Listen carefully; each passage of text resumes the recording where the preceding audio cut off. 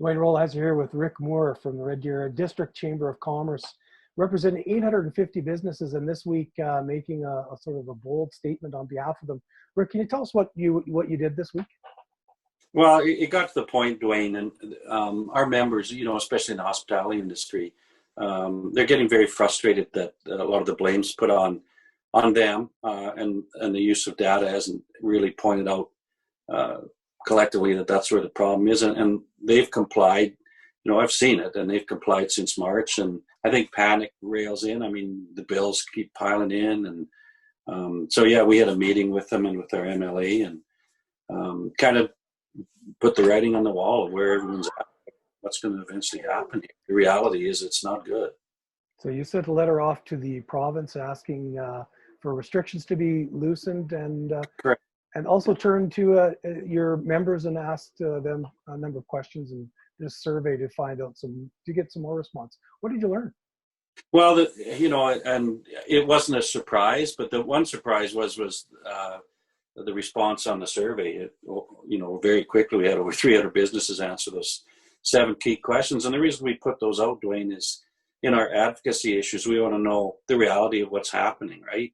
And you need a good basis. You can't have 5 or 6 people responding. You need a consensus of what's really happening. So, we wanted to know, what they thought of the future and what's keeping them afloat, whether it be Q's or CERB or any of that thing. So that's how we base how we do our advocacy and letters to the Premier and Prime Minister, whatever it is. What's the next move? How do you feel you need to, as chambers, put more pressure on the province to lighten restrictions on businesses? Oh yeah, I believe we have to.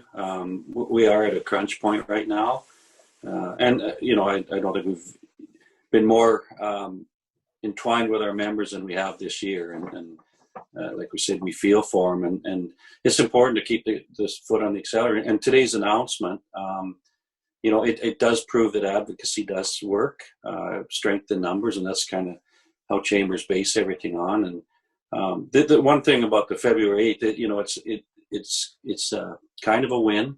The one thing that poses a problem, as we've talked about before, the whole issue of restraint and restrictions and all that is to keep our hospitals from overcapacity, and that's been that from the start. But I think we've fallen too much just on looking at numbers, right? They keep posting numbers of total numbers, but I think we don't want to overburden our frontline in the hospitals, etc.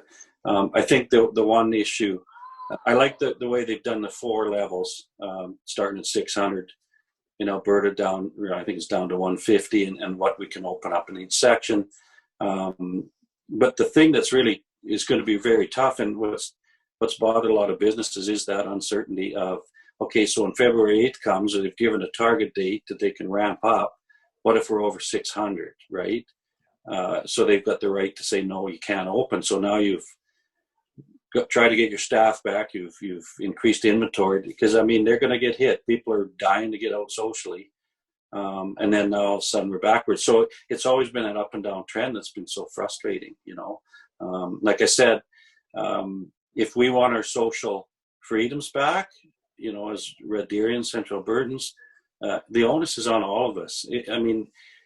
Can you imagine if we don't all comply, and between those stages there's a 3-week incubation period, you might say, to see if these additional openings cause, how do you know that, so if people don't comply personally, they drive the numbers up, and guess what, the target, it gives a false directive of who's actually causing the issues, and again, business will take the rap on it again when Joe Public's not complying to everything. So we gotta, as individuals, like I said, we need our social freedoms back. We need to get back to living and moving forward.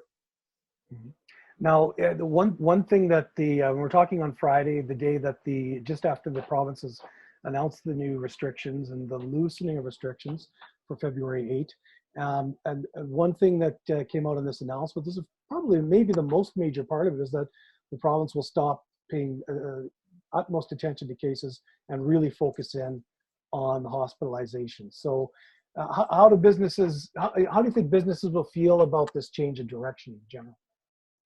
Um, I guess cautionary positivity because again, there's that uncertainty piece, right? And we're watching numbers again.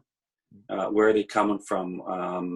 What are the ages? What's happening? I don't think we've done a really good job. The Alberta Health hasn't done a really good job of using the data to explain why the decisions are made by the politicians. The one thing I do think that was positive, Dwayne, is the four levels. It's a benchmark for people, and if that drives you to do the right thing, and as we see the curve, the last graph that came out looked like some of the stocks I buy. It was a dive. It was a dive down, and which is reassuring. And it's that old: if you see something's working, people remain positive about it and keep doing the right thing. God willing, it keeps going down like that, and we do get to that fourth level, and people, I think, will take pride in the fact that they help contribute to that lowering number. We have to monitor all our members too. There's some doing very well through this, but until we all do well, it's a domino effect, and the economy is created by everyone doing well. And we're going to keep our nose to the grindstone and determine what areas really are crucial, and we'll continue to talk to our MLAs and MPs and whatever it takes for our business.